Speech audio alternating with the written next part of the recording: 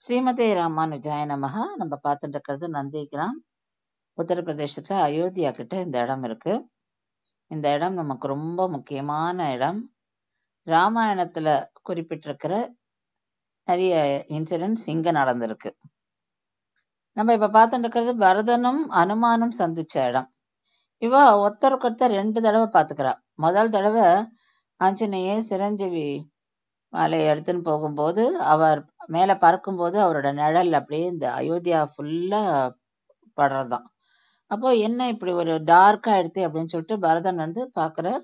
அப்போ அனுமானை தாக்க போறார். அப்போ அனுமான் சொல்றாராம், நான் வந்து ராமரோட பக்தர், நான் ராமருக்கு கைங்கரியம் பண்ணிட்டு இருக்கேன் அப்படின்னு சொல்லி. அதுக்கப்புறம் ரெண்டு பேருமே சந்தோஷப்பட்ட அப்ப கட்டி தழுவிக்கிறா. அதுக்கப்புறம் ஸ்ரீராமர் ஸ்ரீலங்காலேன்னு திரும்பி போறார்.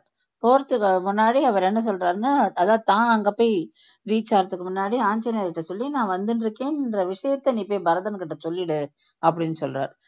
அதன்படி அனுமானம் இங்க வந்து பரதனை மீட் பண்ணி அந்த விஷயத்த சொல்றார். அப்போ ராமர் திரும்பி ஒரு விஷயத்த கேட்டுட்டு பரதன் சந்தோஷப்பட்டு ரெண்டு பேரும் கட்டிக்கிறா. அதனால நம்ம இங்க வந்து அவ ரெண்டு பேரும் கட்டிக்கிற மாதிரி, அதாவது ஆற தழுவிக்கிற மாதிரி நம்ம விக்கிரகத்தை இங்க சேவிக்கிறோம். அது ரொம்ப விசேஷம். இன்னொன்னு இங்க நம்ம இந்த கோவிலுக்குள்ள போன உடனே இந்த முதல்ல போன உடனே இருக்கிற ஃப்ளோர்ல இந்த விக்கிரகத்தை சேவிக்கிறோம். அதுக்கப்புறம் அண்டர் கிரவுண்டுக்கு போனோம்.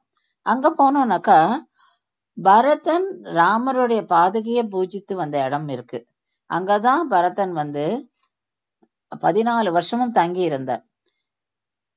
ராமருடைய பாதகைக்கு பூஜை பண்ணிட்டு ராமர் எப்படி வனவாசம் இருந்தாரோ அதே மாதிரி இங்க தானும் இந்த ராயல் லைஃபை விட்டுட்டு அதே ராமர் இருந்த மாதிரி அந்த மரவுரி எல்லாம் போட்டுண்டு அந்த மாதிரி வாழ்க்கையை நடத்தின இடம் இது.